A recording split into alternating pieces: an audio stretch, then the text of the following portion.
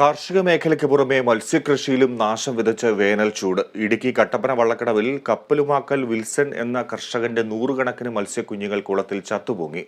3 മാസങ്ങൾക്ക് ശേഷം വിളവെടുക്കാനിരിക്കെയാണ് വേനൽ തിരിച്ചടിയായത്.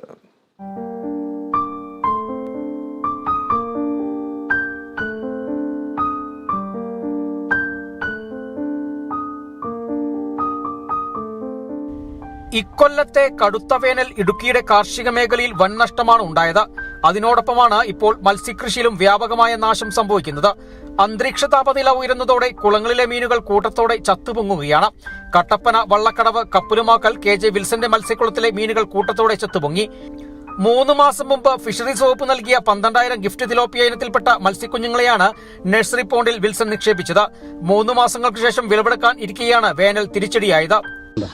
എനിക്കെന്ന് പറഞ്ഞാൽ ഈ വെള്ളം ഇതൊരു നഴ്സറി പോണ്ടായിരുന്നു. ഇതിനകത്ത് ഞാനൊരു 12,000 കുഞ്ഞുങ്ങളെ ഇട്ടതാണ്. അത് വേറെ മുഴുത്ത കുളം ഇതിന് മേളിലുണ്ട്.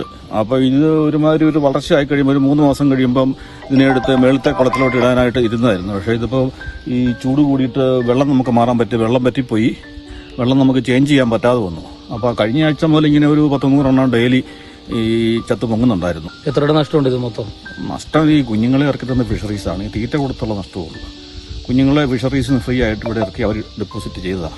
തീറ്റയൊക്കെ കുറച്ചാണ് കൊടുത്തോണ്ടിരുന്നത്. ഈ വെള്ളം മാറാൻ സൗകര്യമില്ലാത്ത കാരണം തീറ്റ 1 നേരമേ കൊടുക്കുന്നുണ്ടായിരുന്നുള്ളൂ. കൃഷിഭവന്റെ അവാർഡിന് വരെ അർഹനായ കർഷകനാണ് KJ വിൽസൺ. ഇക്കൊല്ലത്തെ കടുത്ത വേനലാണ് ഇദ്ദേഹത്തിന് അപ്രതീക്ഷിത തിരിച്ചടി നൽകിയത്. കുളങ്ങൾക്ക് പുറമെ പെരിയാറിലും കഴിഞ്ഞ ദിവസം മത്സ്യങ്ങൾ ചത്തുപൊങ്ങിയിരുന്നു.